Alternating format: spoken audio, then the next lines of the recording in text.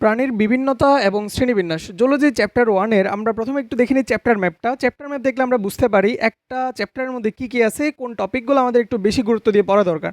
প্রথমে আসা হচ্ছে এই চ্যাপ্টারের মধ্যে আমরা দুইটা টপিক পাচ্ছি, একটা হচ্ছে প্রাণীর বিভিন্নতা বা প্রাণী বৈচিত্র্য, আর একটা হচ্ছে প্রাণীর শ্রেণীবিন্যাস।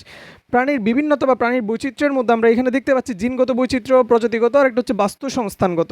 এখান থেকে আমাদের এমসিকিউর জন্য পড়তে হবে, প্লাস সংজ্ঞাগুলো জানতে হবে। জিনগত বৈচিত্র্য বলতে কী বোঝায়, প্রজাতিগত বলতে কী বোঝায় এবং বাস্তু সংস্থানগত বলতে কী বোঝায়। এখান থেকে আমরা সংজ্ঞাগুলো পড়ব। আমাদের সবচেয়ে লার্জেস্ট টপিক বা সবচেয়ে ইম্পর্টেন্ট সেটা হচ্ছে প্রাণীর শ্রেণীবিন্যাস। প্রাণীর শ্রেণীবিন্যাসের মধ্যে আমরা প্রথমে আলোচনা করব প্রাণীর শ্রেণীবিন্যাসের ভিত্তি কী কী আছে, কিসের ভিত্তিতে আমরা এদেরকে শ্রেণীবিন্যাস করতে পারি। আমরা এখানে কিছু পয়েন্ট লিখে রাখছি। দেহের আকারের ভিত্তিতে আমরা প্রাণীদেরকে শ্রেণীবিন্যাস করতে পারি। সংগঠন ক্রমমাত্রা, এটা কি কোষীয় মাত্রার প্রাণী নাকি টিস্যু মাত্রার প্রাণী নাকি কোষ টিস্যু মাত্রার প্রাণী, এভাবে কোন ক্রমমাত্রার মধ্যে পড়তেছে সেটার ভিত্তিতে আমরা এখানে শ্রেণীবিন্যাস পড়ব। জীবন পদ্ধতি, তারা কীভাবে জীবনযাপন করে। ক্লিভেজ এবং ভ্রূণীয় বিকাশের ভিত্তিতে আমরা তাদেরকে আলাদা করব।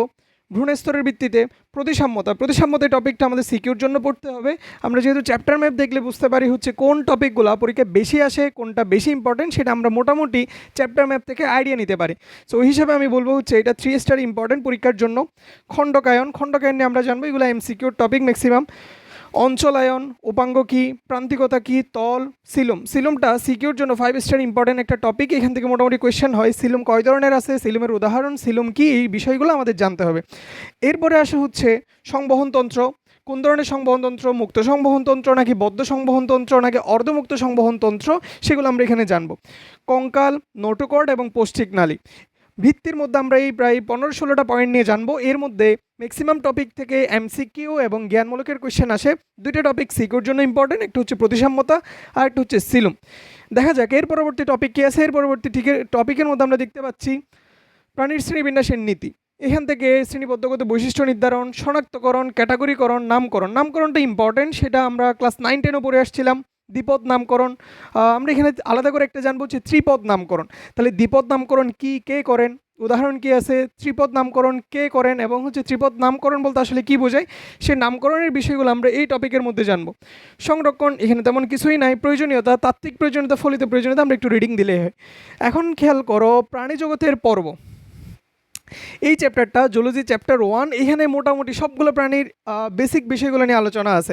বা এটা পড়লে আমরা যদি এটা পড়ি প্রথমে, আমরা বৈশিষ্ট্য পড়তে পড়তে আমাদের মুখ অবস্থা খারাপ হয়ে যায় আমাদের। সো এখানে বৈশিষ্ট্যগুলো যদি আমরা জেনে নিই, তাহলে আমরা সামনের অধ্যায়গুলোতে আমাদের জন্য পড়তে ইজি হয়। যেমন আমরা এখানে হাইড্রা নিয়ে পড়বো, ঘাসফড়িং নিয়ে পড়বো, রুই মাছ নিয়ে পড়বো, এদের পর্বগুলো নিয়ে জানবো। চ্যাপ্টার 2 থেকে আমরা ডিটেলসে পড়বো। এখানে আসলে প্রাণী জগতের পর্বের মধ্যে প্রাণীজগতের প্রধান পর্ব আছে হচ্ছে 9টা, অপ্রধান পর্ব আছে প্রায় 24টা। এখানে অপ্রধান পর্ব নিয়ে আমাদের তেমন আলোচনা নাই, আমাদের আলোচনা হবে প্রধান পর্ব নিয়ে। প্রধান পর্বের নামগুলো আমরা ক্লাস 8-এ পড়ে আসছি না, পরিফেরা, নিডারিয়া, প্লাটিহেলমিনথেস, নেমাটোডা, এইসব আমরা ক্লাস 8-এও পড়ে আসছি। এখন এখানে প্রধান পর্বকে আমরা প্রধান পর্বকে মেরুদণ্ডের ভিত্তিতে আমরা দুই ভাগে ভাগ করতে পারি। কিছু আছে মেরুদণ্ডী, কিছু আছে অমেরুদণ্ডী, বা কাউকে আমি বলতেছি কর্ডেট, আর কিছু আছে হচ্ছে নন কর্ডেট। কর্ডেটের মধ্যে আবার আছে হচ্ছে ইউরোকর্ডাটা, সেফালোকর্ডাটা, ভার্টিব্রাটা। ইউরোকর্ডাটার মধ্যে এখান থেকে আমাদের পড়তে হবে এমসিকিউর জন্য, অনেক সময় সিকিউতে আসে, এত ইম্পর্টেন্ট না। ইউরোকর্ডাটার মধ্যে আছে এসিডেসিয়া, থ্যালাসিয়া আর একটা হচ্ছে লার্ভেসিয়া। এগুলা অনেক সময় সিকিউতে আসে, কিন্তু এত ইম্পর্টেন্ট বলবো না সিকিউর জন্য। সেফালোকর্ডাটার বৈশিষ্ট্যগুলো আমাদের জানতে হবে। Vertebrata important for CQ. Important কোনটা খেয়াল করো, ভার্টিব্রাটাকে আমরা দুই ভাগে ভাগ করতেছি, একটা হচ্ছে সাইক্লোস্টোমাটা, একটা হচ্ছে ন্যাথোস্টোমাটাটা খুব বেশি ইম্পর্টেন্ট। ন্যাথোস্টোমাটার মধ্যে এখানে আমরা কী কী দেখতে পাচ্ছি দেখো, কন্ড্রিকটিস, অ্যাক্টিনোপটেরিজি, সার্কোপটেরিজি, উভচর, সরীসৃপ বা রেপটেলিয়া, এবিস বা পক্ষিকোল, আরটা হচ্ছে মামালিয়া বা স্তন্যপায়ী প্রাণী। এর মধ্যে প্রথম 3টা খুবই ইম্পর্টেন্ট সিকিউর জন্য, এটা 5 স্টার, কারণ এখান থেকে তুলনামূলক আলোচনা বা বৈশিষ্ট্যগুলো আসে। বিশেষ করে কন্ড্রিকটিসের বৈশিষ্ট্য, কন্ড্রিকটিসের মধ্যে কোন মাছগুলো পড়ে, অ্যাক্টিনোপটেরিজি বা অস্টিকটিস, সার্কোপটেরিজি, এই 3টার তুলনামূলক আলোচনা আমাদের জানতেই হবে। নেতোস্টোমাটা থেকে এটা সবচেয়ে বেশি আসে পরীক্ষার মধ্যে, বাকিগুলোও পরীক্ষায় অনেক সময় আসতে দেখা যায়। উভচর, তারপর হচ্ছে সরীসৃপ, পক্ষিকোল, স্তন্যপায়ীর মধ্যে আবার আছে হচ্ছে প্রোটোথেরিয়া, মেটাথেরিয়া, ইউথেরিয়া। এগুলোর বৈশিষ্ট্য আমাদের পড়তে হবে। তাহলে মোটামুটি আমরা দেখতে পাচ্ছি ভার্টিব্রাটার মধ্যে যে 7টা ক্লাস আমরা এখানে দেখতে পাচ্ছি নেতোস্টোমাটার, সবগুলোই আমাদের জানতে হবে। এর মধ্যে প্রথম 3টা খুবই ইম্পর্টেন্ট। নন কর্ডেটের মধ্যে আছে দেখো Porifera, Cnidaria, Platyhelminthes, nematoda, mollusca, Annelida, arthropoda এবং হচ্ছে একাইনোডার্মাটা। এখানে যে আমরা 8টা পর্ব দেখতে পাচ্ছি, সেই 8টা পর্বের মধ্যে নিডারিয়া আমাকে কেন জানতে হবে? নিডারিয়া যদি আমরা এখানে বৈশিষ্ট্যগুলো জেনে রাখি, চ্যাপ্টার 2.1 মানে হাইড্রা পড়তে গিয়ে আমাদের জন্য ইজি হবে, কারণ হাইড্রা কি একটা নিডারিয়া পর্বের প্রাণী।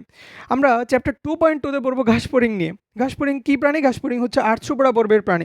সো আমাদের নিডারিয়া ওই চ্যাপ্টার 2.1 এর সাথে মার্চ করে কোয়েশ্চেন হতে পারে, সো এটা আমাদের ভালো মতো পড়তে হবে।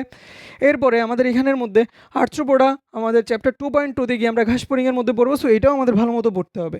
বাকিগুলোর মধ্যে বিশেষ করে আছে হচ্ছে তোমার অ্যানিলিডা, মলাস্কা, মোটামুটি সবগুলো বৈশিষ্ট্যই আমরা পড়বো। তার মধ্যে অ্যানিলিডা, মলাস্কা, নিডারিয়া, আর্থ্রোপোডা এগুলো একটু আমাদের বেশি ভালো মতো দেখতে হবে। এইগুলো থেকে পরীক্ষায় বৈশিষ্ট্য আসে, অনেক সময় উদাহরণ দেওয়া থাকে, সেই উদাহরণগুলো নিয়ে আমাদের বৈশিষ্ট্য লিখতে হয়। সো আমরা কোনো একটা চ্যাপ্টার শুরু করার আগে আমরা যদি সেই চ্যাপ্টারের আইডিয়া পাই, সেই চ্যাপ্টারের মধ্যে কোন কোন টপিক আছে, কোনগুলো বেশি ইম্পর্ট্যান্ট, কোনগুলো বেশি গুরুত্ব দিয়ে পড়া দরকার, সো আমাদের জন্য পড়াটা একটু ইজি হয়ে যায়। সো আমাদের প্রতিটা চ্যাপ্টার শুরু করার আগে আমরা এরকম একটা চ্যাপ্টার ম্যাপ দিয়ে দিব। সো চ্যাপ্টার ম্যাপ থেকে আমরা টপিক ধরে ধরে সামনের দিকে আগাবো। সো দেখা হবে ক্লাসে সবার সাথে। সবাই ভালো থাকো। আসসালামু আলাইকুম।